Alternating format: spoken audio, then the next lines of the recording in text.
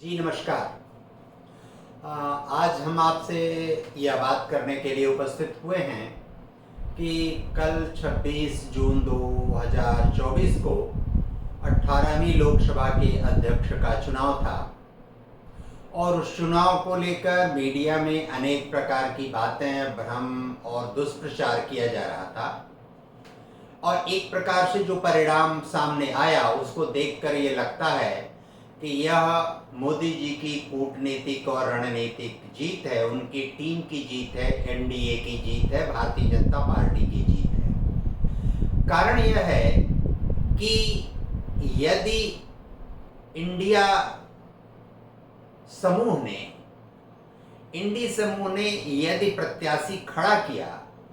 कि हम चुनाव लड़ेंगे और चुनाव लड़कर जीतेंगे, सत्ता पक्ष को आईना दिखाएंगे, सत्ता पक्ष की तानाशाही को खत्म करेंगे, आदि आदि बातें यदि काल्पनिक रूप से आधारहीन तरीके से कही जा रही थी, कही ही नहीं जा रही थी, बल्कि एनडीए की तरफ से वरिष्ठ नेता राजनाथ सिंह जी लगातार विपक्ष के संपर्क में थे, खड़गे जी और अन्य लोगों से बात कर रहे थे और एकमत बनाने के लिए प्रयत्न कर रहे थे, लेकिन उनकी बात को नहीं सुना गया और शर्त रख दिया गया कि अगर उपाध्यक्ष का पद आप पहले ही घोषित करते हैं तब हम अध्यक्ष के पद पर सहमति प्रकट करेंगे। कभी भी कोई सत्ता पक्ष जो बहुमत में है वह यह शर्त पहले ही कैसे मान लेगा।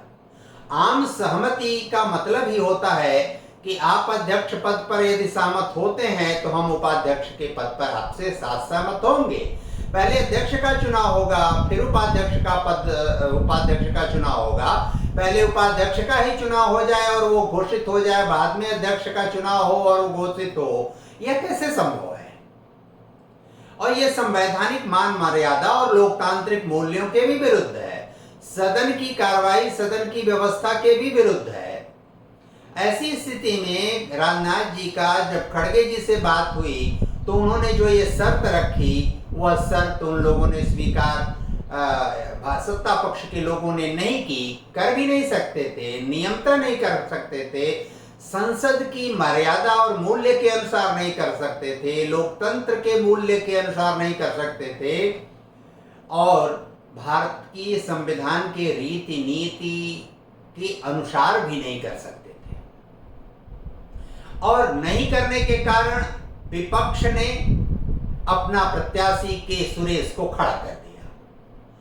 खड़ा ही नहीं कर दिया, उनसे अनेक प्रकार के बयान भी दिलवाए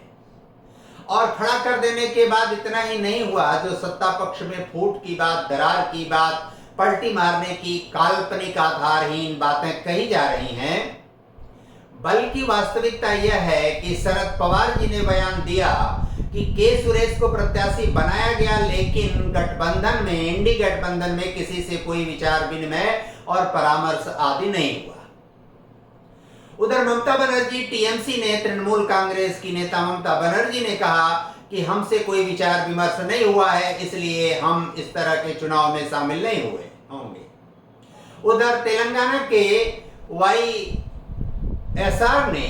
भी यह घोषणा कर दी कि हम एनडीए गठबंधन के साथ रहने वाले हैं। उधर यह भी हो गया कि कांग्रेस और उससे संबंधित दलों के 7 सांसद अभी तक शपथ भी ग्रहण नहीं कर चुके हैं। शशि थरूर जैसे व्यक्ति देश में है ही नहीं, वो समय से पहुंच नहीं सकते थे, शपथ ग्रहण नहीं कर सकते थे।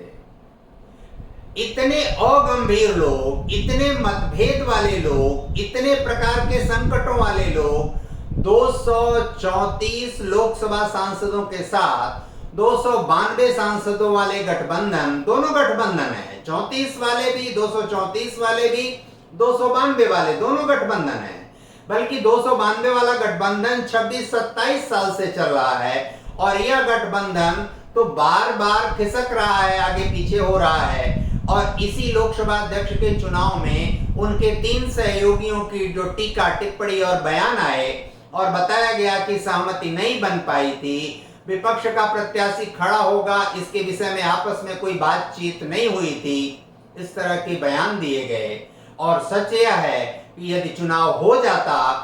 तो एनडीए गठबंधन को यानी सत्ता पक्ष को 300 से अधिक मत मिलते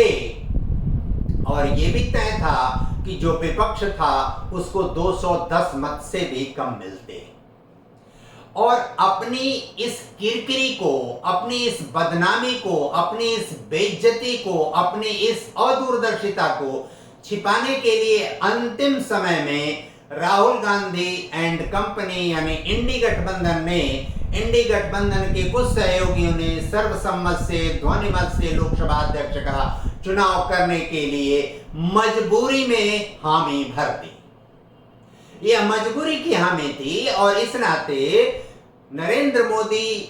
की पूरी टीम और एनडीए गठबंधन की यह रणनीतिक और कूटनीतिक राजनीतिक विजय है और तीसरे टर्म में उन्होंने पहली सुखद, सुंदर और लोकतांत्रिक मूल्यों के अनुरूप यह विजय हासिल की।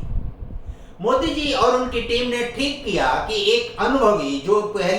इसके पहले के लोकसभा में अध्यक्ष का दायित्व निभा चुके हैं, रीति नीति से ठीक प्रकार से परिचित हैं, उनको खड़ा किया और उसको खड़ा करने के कारण एक परिपक्वता, एक क्षमता और योग्यता और दूरदर्शिता जो दिखाई पड़नी चाहिए, वह दूरदर्शिता, मुस्कुराकर बात सुनने समझने की जो समझ है ओम बिरला जी के अंदर, वो उसमें उनके अंदर दिखाई पड़ती है। इस प्रकार इंडी गठबंधन द्वारा इस तरह के अदूरदर्शी निर्णय करने के कारण, मजबूरी में ध्वनिमत से सहयोग करने के कारण जो परिस्थिति बनी है, भारतीय जनता पार्टी और एनडीए को चाहिए कि अब उपाध्यक्ष का पद भी वो अपने पास ही रखे और विपक्ष को न दे, क्योंकि विपक्ष ने अपने इंडी गठबंधन के अंदर ही राहुल गांधी की पार्टी ने विश्वासघात ही नहीं किया है, बल्कि सत्ता पक्ष के साथ भी विश्वासघात किया है